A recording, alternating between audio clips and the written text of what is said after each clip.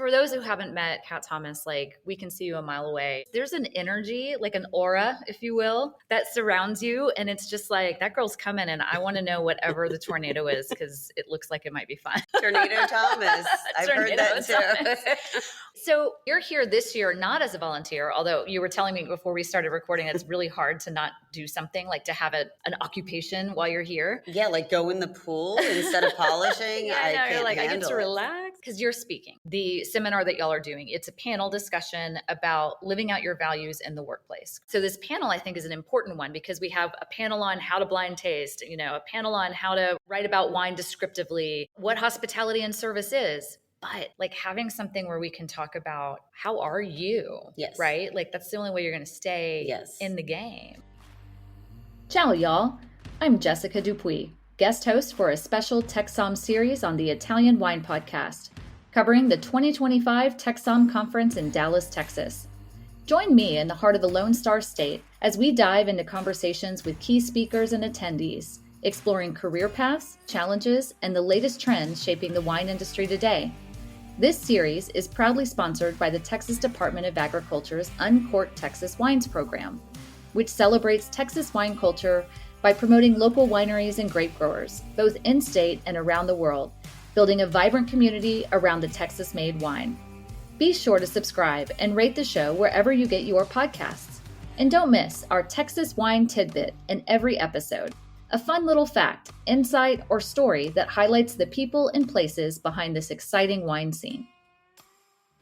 Well, Kat Thomas, or Kathleen Thomas, thank you for joining us on the Italian Wine Podcast. I'm excited to have you here for a number of reasons, mainly because I get to see you once a year, and this is that time. But welcome, and I wonder if you could just introduce yourself to the audience to kind of give them an idea of who you are and what your background is. Wonderful. Well, I'm truly honored to be here as well, and so great to see you all the time, Jessica. I am considered to be a tiny giant, and that is a name given to me by people because I'm small and very loud. Personality, voice. I like to call myself the wine goddess, though, and that's kind of how I float around Las Vegas, Nevada. I am running Ada's. It's a restaurant and wine focused space in Las Vegas. I think that's good for now, right? Are you from Vegas? Where are you from? I don't think I've ever asked you this. No, I am from Atlantic City, New Jersey. Okay. Hence all right. So the big personality, tiny. Yeah. For those who haven't met Kat Thomas, like we can see you a mile away in terms of like, and it's not because I wouldn't say loud. It's just, there's an energy, like an aura, if you will, that surrounds you. And it's just like, that girl's coming and I want to know whatever the tornado is because it looks like it might be fun. Tornado Thomas. I've heard that too. Well, okay. So how did you get into wine? Let's talk about that. So when I moved to Vegas, and I moved to Vegas after college to meet my mom. Okay. So that was kind of cool. And I was like, oh, this is a gross city, blah, blah, blah. I thought I was super cool coming out of the East Coast. And I wasn't, but I ended up getting a job opening the Bellagio. Okay. Amazing experience. I was in catering and banquets. So I had a really firsthand experience with all of the wine programming that was happening and beverage programming. They trained us amazingly. And the quartermaster sommeliers would do a lot of their courses there. Mm-hmm. So I was taking care of all the people and the master sommeliers while they were hosting it and thought, oh my gosh, this is insane. I like the idea of this, but I'll never do this, right? Yeah. We'll jump forward to probably 8 or 9 years later, and I had been in a training program with Rob Bigelow for management. Realistically, had no plans to be in wine. I wanted to become a manager and learn how to do all these things, but I chose him as my mentor out of everybody in Bellagio. And for those that don't know, Rob Bigelow is a master sommelier, and he was our wine director at the time. Yeah. He kept kind of coaxing me towards the idea that wine would be something great because I cared so much about the guest experience and I liked learning things. And I kept saying, oh, I could not do that. That's too intense. Now I open Aria and he keeps telling me, and I'm a manager, and I'm like, oh man, this isn't exactly what I wanted to do. And I fell in love with doing inventory, which was really weird to people. But I would follow the sommelier around during inventory, asking questions, this and that. I'll flash forward very quickly. I had one more chance from Rob Bigelow, who was also the wine director now at Aria. And he said, "This is your last chance." And I said, "Okay."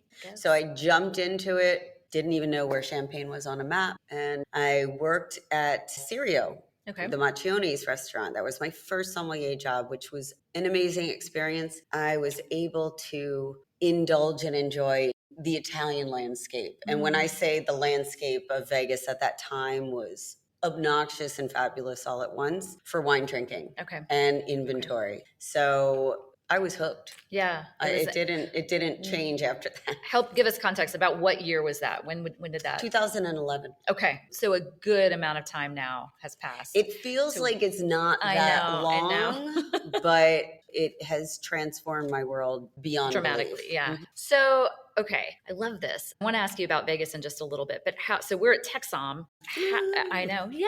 How did TEXSOM come into the circle for you? Because 2011, I mean, we're talking about that would have been early years for TEXSOM, and you started coming in as a volunteer, or how did you? Okay. Honestly, I'd love to say I remember exactly, but I don't recall a lot of things now in life. But it was either 2012 or 2013, and I wanted to find a community that I felt comfortable with, because everybody in Vegas that was studying and preparing and were already involved in the wine scene were really advanced past where my training was and my education was. And they were very nice to me, but I knew I wanted to go outside that. So I don't really remember how it was introduced to me, but somebody suggested that I come to TEXSOM. I said, okay.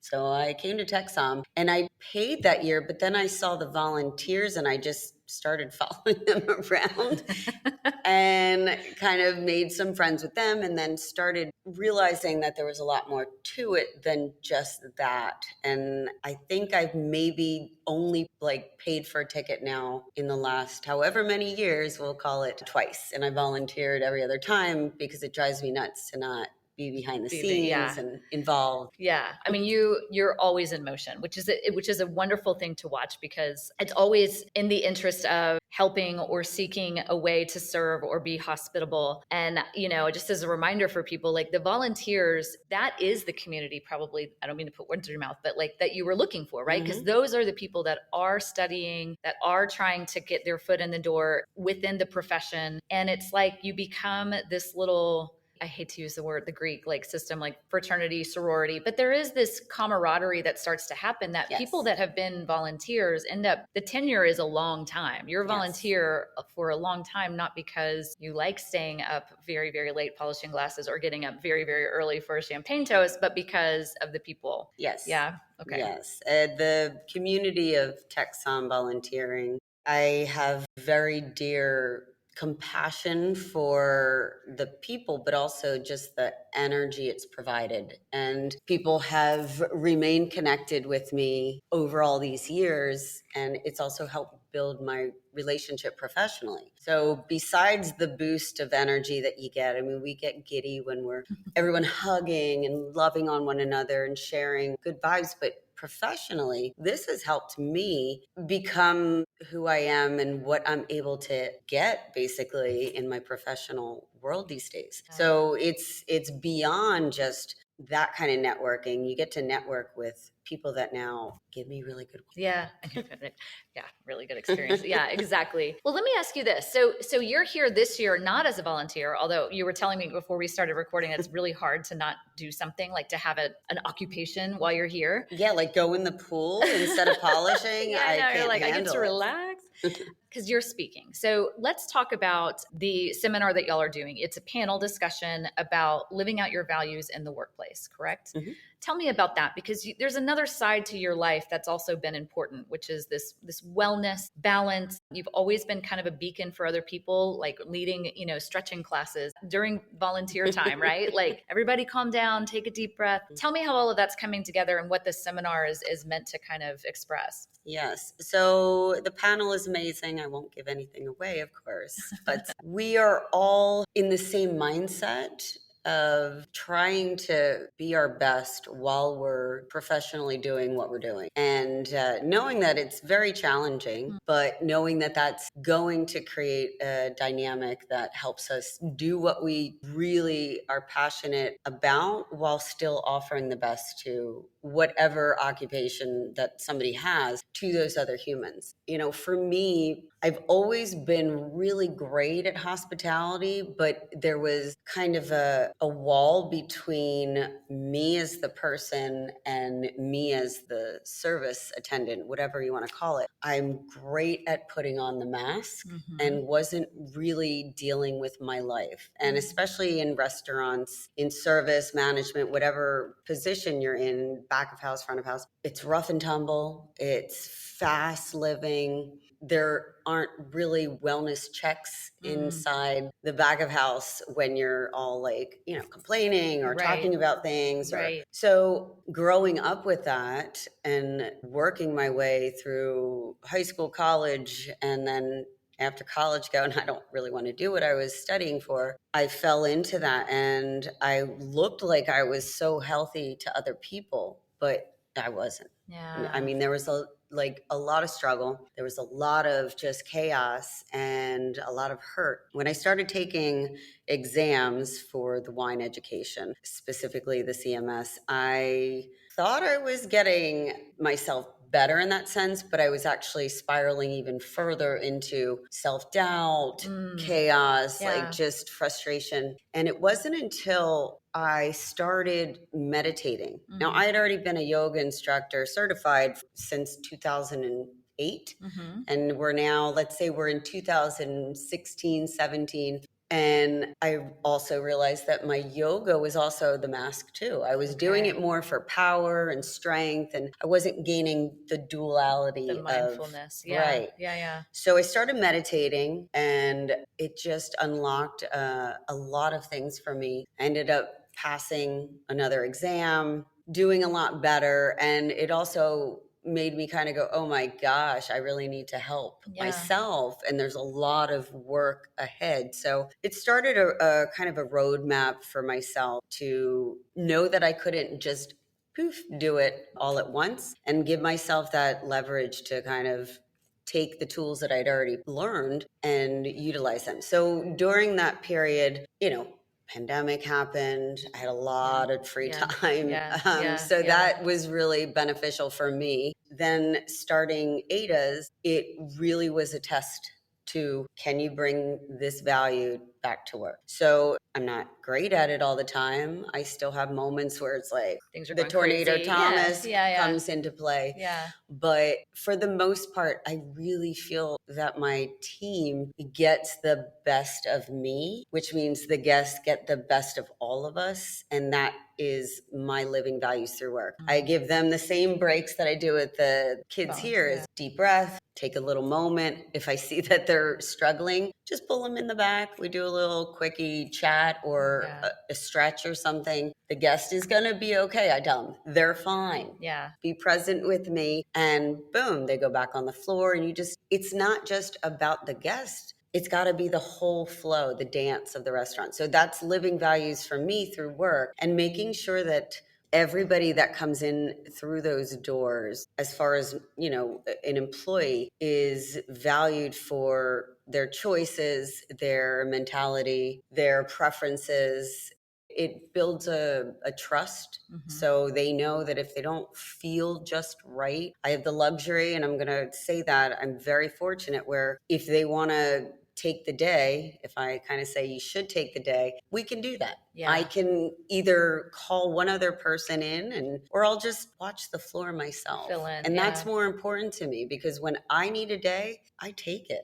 I am able to. Again, luxuries that I never had that before. So I think that I'm calling it a luxury, but I'm making it a standard for this group that I'm with. And to put context to that, right? Like, so in the US being, you know, a lot of the people listening are from Italy or other parts of Europe, right? So it is a very different world here in terms of hospitality and service because you're not working on a salary typically. You're working on an hourly basis. You're working for tips. So oftentimes we're forced to put put on the mask because you need to get that tip, even if you don't feel great that day. Even if you, and I don't mean just like you have a cold, but like mentally you may not be in a good spot, right? Something may have happened at home or something may be going on. But if that's the only way you can make ends meet, there is often that stress that the community has put on themselves of, I can't stop, because if I stop, I don't make money and I don't pay my rent. So that stress really has become almost an, when you say epidemic within the hospitality industry, whether you're a chef or a sommelier or, washing dishes in the back, like it's everyone in the scenario. And I do feel like in the past few years, we've seen a lot more effort being paid to that. And how do we support these people? And how do we get these people who are extremely talented in hospitality to not burn out? So I feel like that's something that you've been a great leader on, just by seeing you do it at TEXSOM, and then by extension, like hearing about how you're doing it, like with Ada. So this panel, I think, is an important one, because we have a panel on how to blind taste, a panel on how to write about wine descriptively, what hospitality and service is. But like having something where we can talk about how are you, right? Like that's the only way you're going to stay in the game. And it's not the idea of giving in, because that's, that's also been a topic that people bring up when I kind of comment of my style of managing. And it's not about giving in to everyone's whim and allowing people to roll over and just utilize the system. Right. But if we don't care, then why should anybody care about the programming? Right. So it's really about getting there and kind of seeing how we can work together. And again, it becomes a thing of trust, where my team feels that they can trust me. Yeah. And I think that's another really good important part of the puzzle. Just to put that in perspective, like how many staff are you kind of managing at a given time? So with the front of house, I'll just kind of put them in there first. On our busiest, it is about 8 people, which is, again, luxurious in the way of it's a smaller group. And it would be interesting to see if this eventually could be instilled in a larger setting. I was trying a little bit when I was still with Hakkasan Group. When I would, go visit these different restaurants, I'd start everybody off with a breathing exercise and maybe a little stretch, because I'm like, I'm going to try this. I don't care. Yeah. So I always had a good rapport, but the maintenance of it needs to be consistent. Yeah. And that, I think, with the panel is giving people this notion that it's okay to try it. Yeah. It's okay if you are in a grouping of a restaurant or any kind of hospitality. It's okay to try one little thing. Right. I mean, one little thing that I'll suggest is on the time clock. What am I grateful for today? And it's in 3 different languages. So nice. I mean, it's just that little quick reminder. Yeah. And if that's the most you can do for now, that's a huge thing, because it's that little ripple that's going to start flowing into some other avenue of the restaurant or the business. Well, let me ask you, so before we started talking, I think this is an important piece too. I just was, catching up with you about Vegas in general. And I feel like it's probably a prudent time, like, to ask you this, how is Vegas? But more in the sense of like, talking about the state of the industry right now, everything that's going on. You said something that I hadn't quite expected to hear, which is just, it's really kind of not great right now in Vegas, right? Like I think of that as just the city that never sleeps. It's just things are always going, always pulsing. But you're saying people just don't know. Tell me about this. Yes, like, the governor would probably be mad that I was telling the truth, because he tries to say differently. But it's very localized of that weird kind of offset on the main strip. As I mentioned, I think it's twofold. The main strip, which if you've ever been to Vegas, you know what I'm talking about. If you haven't, it's where all the big casinos are, where all the fancy pants restaurants, where a lot of people make their living, where most people, when they travel to Las Vegas, that's where they stay and go and eat and play and gamble. So with the rise of the corporate giants that run most of the strip, they have really started out charging the guest. Okay. And not just out charging the guest on parking fees and fees for the hotel. People weren't upset with those. They were. But people were still coming to Vegas, still spending the money. and still gambling and still eating. Right.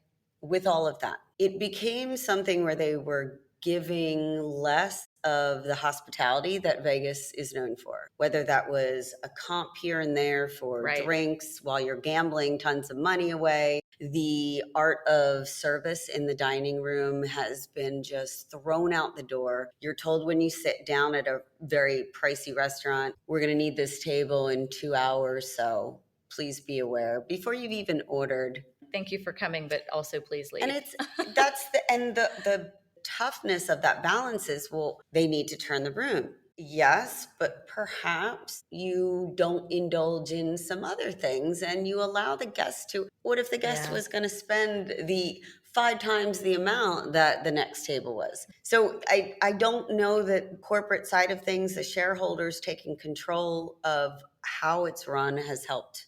I don't believe it has. Doesn't feel. Yeah.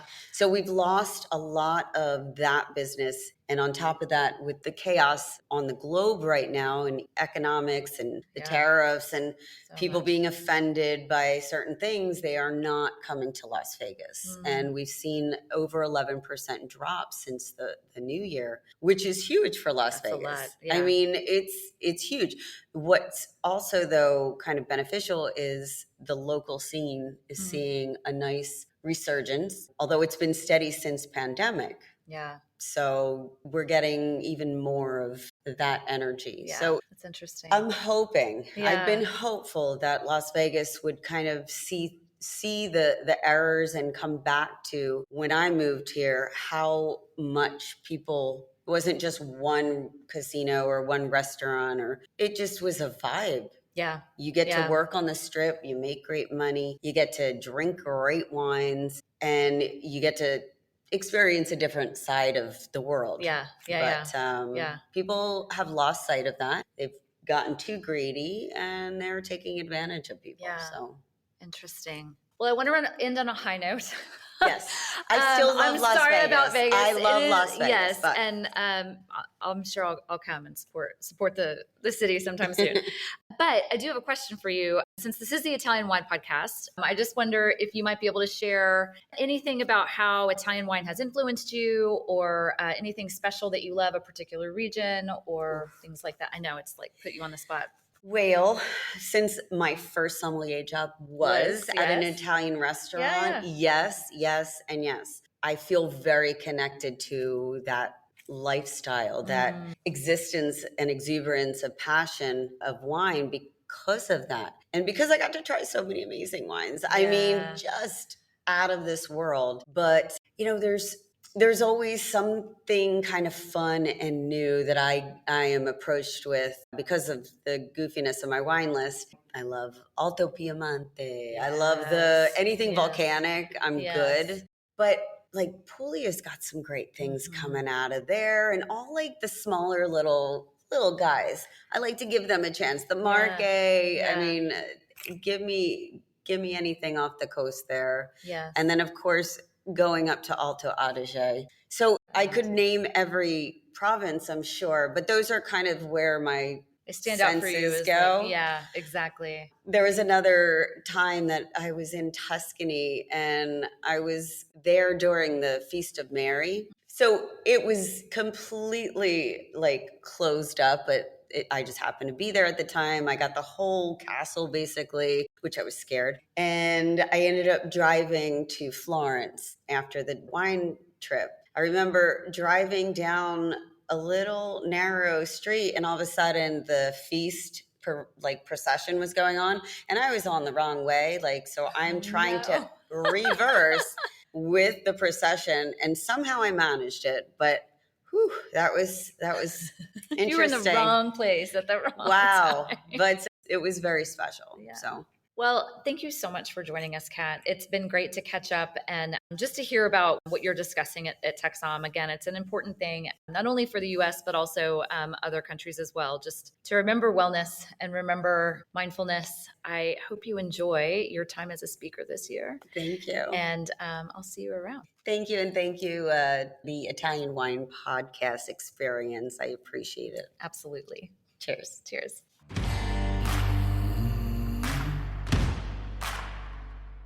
Here's a Texas wine tidbit about Messina Hoff Winery. They're among the pioneers of the modern Texas wine industry, with a deep affection for their Italian roots.